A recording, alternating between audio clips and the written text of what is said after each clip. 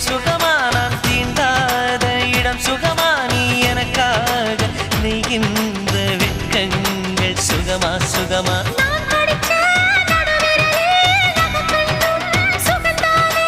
இடைவெளிகள் குறைந்து விட்டால் இம்சைகளும் சுகம்தானே